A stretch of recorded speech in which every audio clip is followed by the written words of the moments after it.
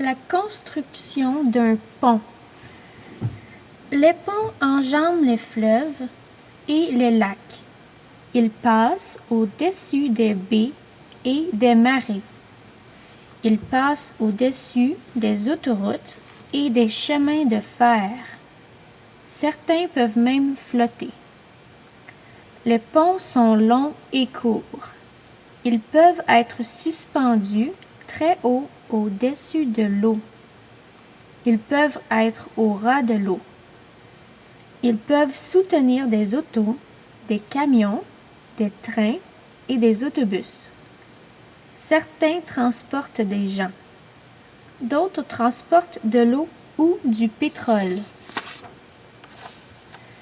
Les premiers ponts étaient construits de bois, de cordes ou de pierre. Aujourd'hui, la plupart des ponts sont faits d'acier et de béton. Les premiers ponts étaient construits simplement. Certains n'avaient que des rondins permettant la traversée d'une rivière. D'autres n'étaient que des cordes suspendues au-dessus d'une rivière. Plus tard, afin de construire des ponts plus longs et plus forts, la maçonnerie était utilisée.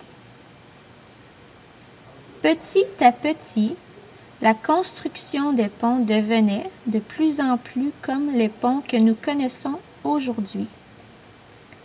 Ils étaient faits de béton et d'acier. Ils avaient des portées plus longues. Chaque type de pont a un nom bien spécifique. Ce tableau représente différents types de ponts. Un seau de mouton. Un pont passant au-dessus d'une route ou d'une voie ferrée. Aqueduc. Un pont qui franchit les vallées et sert à l'alimentation de l'eau. Un viaduc. Un pont peu élevé permettant à une route de franchir une vallée asséchée. Une passerelle. Une chaussée routière de longue distance suspendue au-dessus de la surface de l'eau ou des marais. La construction d'un pont représente un très gros chantier.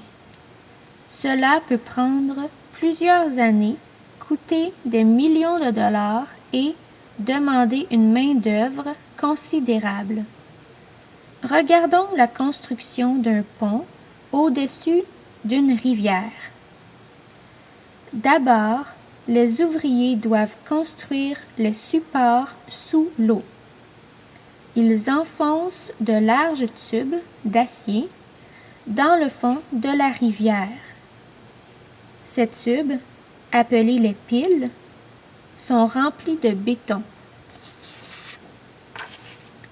Ensuite, les ouvriers mettent des supports d'une pile à l'autre. Les supports sont construits sous l'eau en utilisant un bâtard-d'eau. Le bâtard-d'eau est une digue d'acier provisoire qui retient l'eau pour permettre aux ouvriers de travailler au sec. Après, les ouvriers construisent des piliers faits de béton.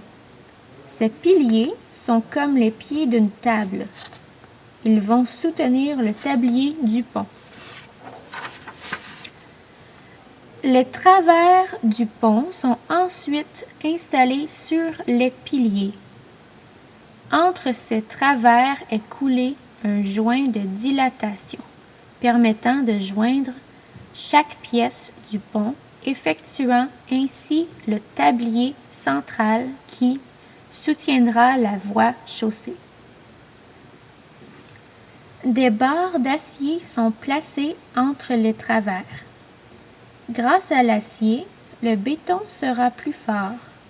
Ensuite, les ouvriers couleront du béton. Une fois le béton sec, le pont sera ouvert à la circulation. La fin.